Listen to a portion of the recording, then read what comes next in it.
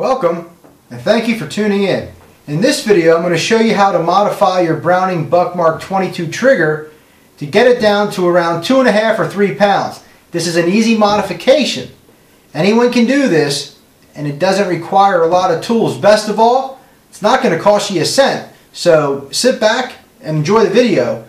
Also, if you haven't yet, please subscribe.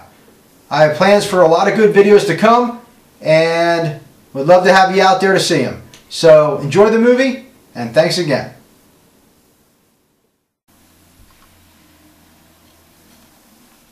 Okay, to modify your Buckmark's trigger, you first need to disassemble the gun, and if you're not sure how to do that, check my disassembly video for the Buckmark. The modification, it all happens right here with this spring. Okay. What we need to do is remove this pin that holds that spring in place. Doesn't matter which side you start from. To remove it, you can use a punch. I'm going to use an Allen wrench, and I'm just going to push it out right here. The pin will fall out, and the Allen wrench is now taking the place of the pin. Using a small pair of pliers, these are a Swiss champ, you're going to grab hold of that pin and remove your Allen wrench. If it falls in, it doesn't matter. It's not a big deal, so don't sweat it. Now, you're going to lift that pin out a little bit.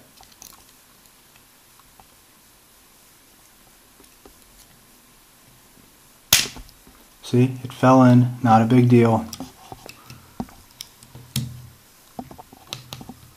And insert an Allen wrench into the spring. Okay. See what I did there? And the only purpose of that Allen wrench is a pry bar to pull the spring out. I'm now going to cover it so it doesn't go flying and pull it out. It does not take much pressure. Spring came out just like this.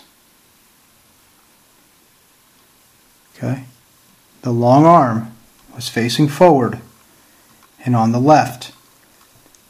When yours comes out, the long arm will be facing forward but on the right. Mine already had the modification done. The modification is when you pull the spring out and the long arm is on the right, you simply flip the spring over so the long arm is now on the left. Again, let me say this again, when you pull yours out, if it has not been modified, your spring, the long arm, will be on the right. So, take it, flip it over. Now your long arm is on the left. Now it's time to put the spring back in.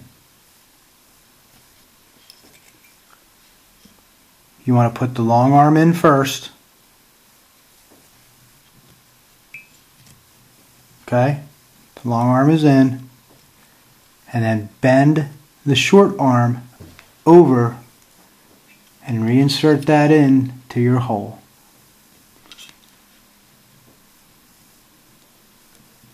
Don't be afraid if your spring falls in once again.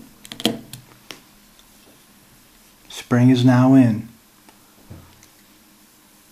The long arm is on the left facing forward. The short arm, as you can see there, is on the right facing back. Now we need to put our pin back in. Use whatever side is most comfortable for you. I'm going to start on this side. As you can see, the spring is too low. So I'm going to pull the pin out till it's just about flush.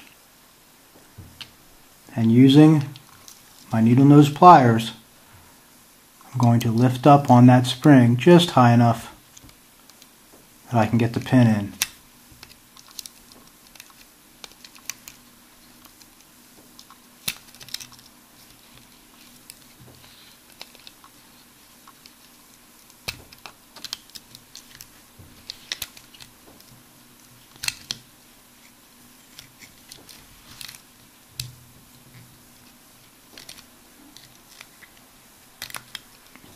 Nope, my pin fell through. Give me 1 second here.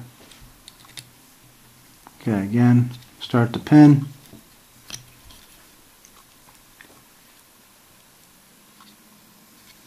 If you can see that or not. We almost got it without even using the pliers. But you just need to get in there.